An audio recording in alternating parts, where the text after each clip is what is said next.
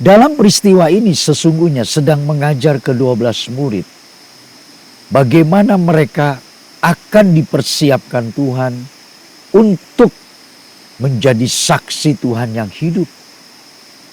Maka ujian itu datangnya di tengah-tengah badai yang tidak ada satu orang pun bisa menolong, termasuk ke-12 murid ini. Mereka di sana sedang lagi tercekam. Satu dengan yang lain meminta tolong. Satu dengan yang lain sedang mencari bagaimana bisa menyelamatkan diri masing-masing, bukan? Itulah sesungguhnya kita manusia.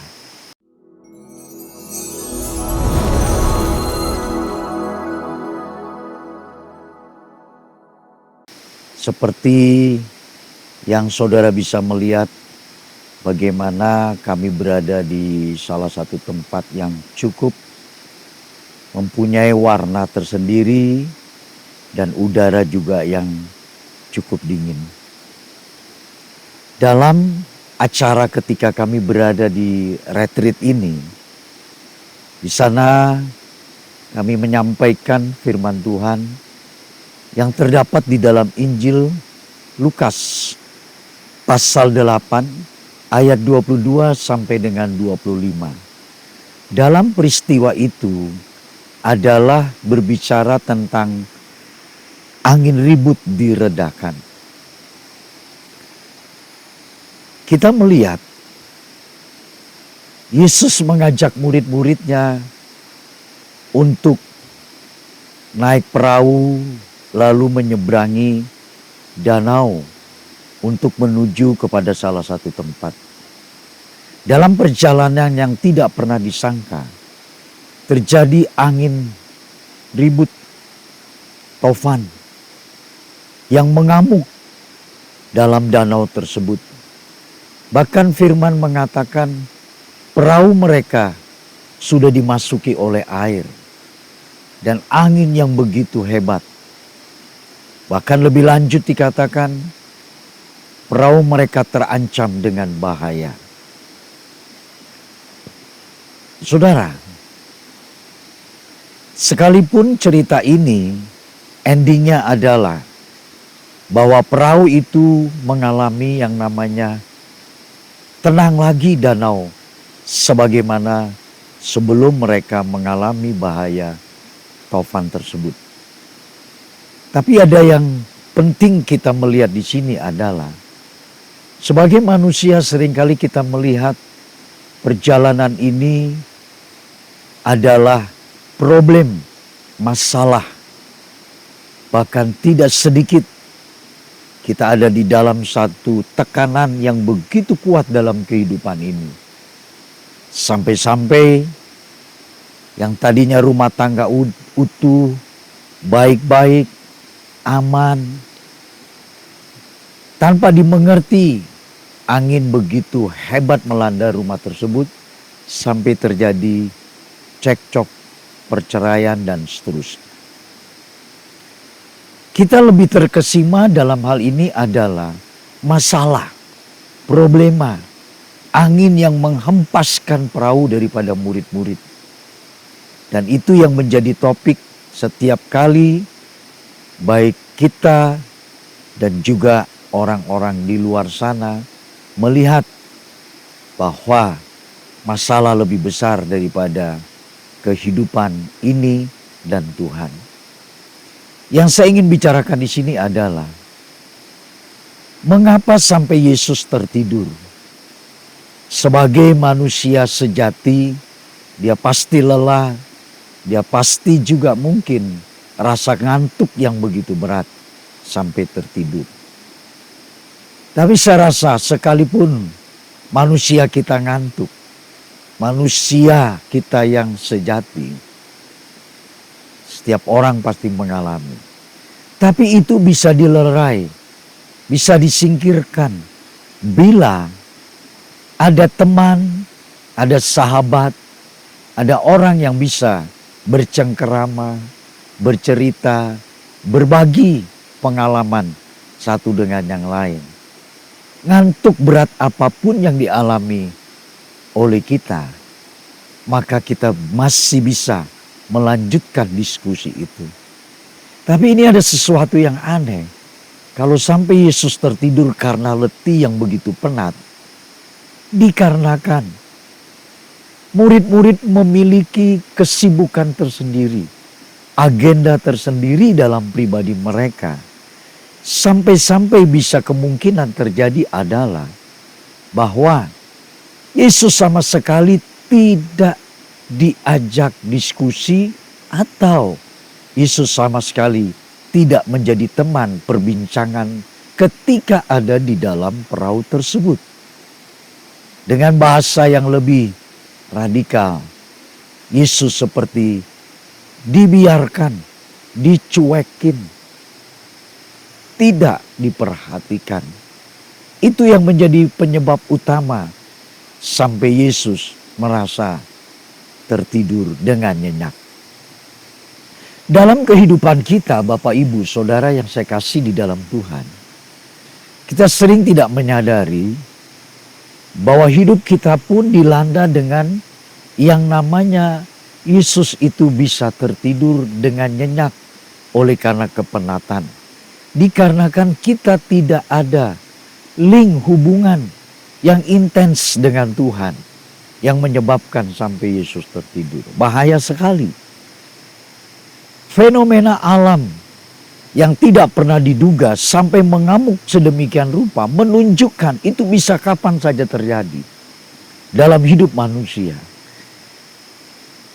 Dan semestinya sebelum sampai itu terjadi, angin yang menghempaskan perahu dan air yang sempat masuk ke dalam perahu, semestinya itu tidak akan terjadi bila Yesus ada dan sigap dalam keadaan tetap bersama mereka, berbicara, diskusi, atau bertukar pikiran. Nah, yang menjadi catatan penting bagi kita sekarang ini adalah kita seringkali menyalahkan Tuhan, kita seringkali juga menyalahkan gereja, kita seringkali pula menyalahkan orang lain. Dalam kasus-kasus persoalan masalah berat yang menimpa kita. Kalau kita mau jujur, kalau kita mau mengkritisi hidup kita, mestinya kita tahu mengapa itu terjadi. Karena kita tidak ada relasi yang baik dengan Tuhan. Itu yang menjadi penyebab. Seandainya Tuhan selalu menjadi pribadi yang aktif dalam hidup kita, dan kita pun demikian, maka ada komunikasi dua arah yang secara tidak pernah terputus. Saya percaya tidak akan mungkin terjadi badai yang semacam dialami oleh ke-12 murid Tuhan. Itu sebabnya jangan sampai badai terjadi. Biarkan Yesus yang mengatur kehidupan kita, dan kita jangan asik dengan diri kita sendiri. Itu yang pertama. Yang kedua, dalam peristiwa ini sesungguhnya sedang mengajar ke-12 murid bagaimana mereka akan dipersiapkan Tuhan untuk menjadi saksi Tuhan yang hidup. Maka ujian itu datangnya di tengah-tengah badai yang tidak ada satu orang pun bisa menolong, termasuk ke-12 murid ini. Mereka di sana sedang lagi tercekam. Satu dengan yang lain meminta tolong. Satu dengan yang lain sedang mencari bagaimana bisa menyelamatkan diri masing-masing, bukan? Itulah sesungguhnya kita manusia.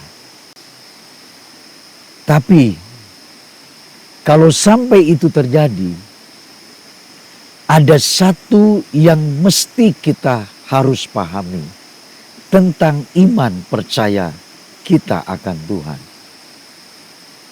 Masih merunut di awal yang tadi saya mengatakan, karena Yesus tertidur, maka di situ ada satu kondisi frase mereka tidak terconnecting dengan baik. mempengaruhi iman percaya mereka. Itu yang menjadi penyebab. Sesungguhnya ini adalah mengajar bagaimana mereka harus percaya dalam situasi semacam ini. Lewat firman Tuhan ini, Bapak Ibu Saudara, terkadang kita tidak mengerti cara dan bagaimana Tuhan membawa hidup kita. Dan di dalam misinya itu ada terkandung Tuhan mengajar sejauh mana kita bersiap diri. Kita betul-betul mantap sebagai pribadi yang teguh percaya Tuhan. Maka Tuhan sedang mempersiapkan agenda yang besarnya soal pekerjaan Tuhan. Kita tidak berbicara tentang mujizat. Itu akan datang dengan sendiri bagi orang yang memiliki iman percaya yang kuat. Mari kita belajar. Disinilah momentum yang berharga bagi 12 murid.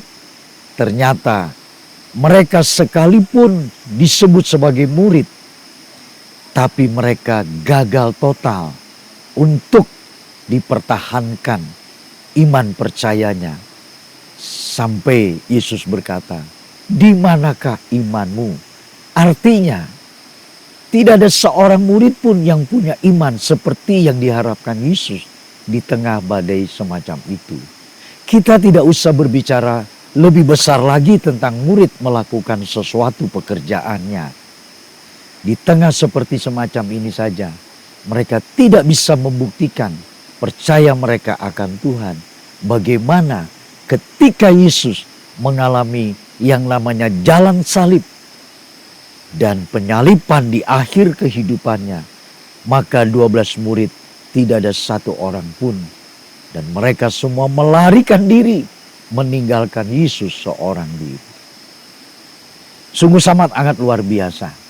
Kita dikuatkan lewat pengalaman ini, maka ini membekali perjalanan kita sebagai orang percaya bahwa kita dibekali dengan kebenaran firman Tuhan. Saya berharap kita semua akan diberkati dengan hal ini. Maka kita menatap hari esok, hari depan yang penuh dengan pengharapan. Kita percaya pasti Tuhan bekerja dalam hidup kita. Tuhan tidak meminta di luar yang ketidakmampuan kita. Sangat sederhana sekali. Tuhan hanya meminta apakah kita mempercayainya. Kalau kau percaya, kalau Anda percaya, kalau saya percaya, Tuhan akan bekerja sama dengan kita. Kita melakukan perkara-perkara yang besar. Tuhan Yesus memberkati kita. Sampai jumpa dalam program Sekolah Kehidupan yang akan datang. Shalom, Tuhan memberkati.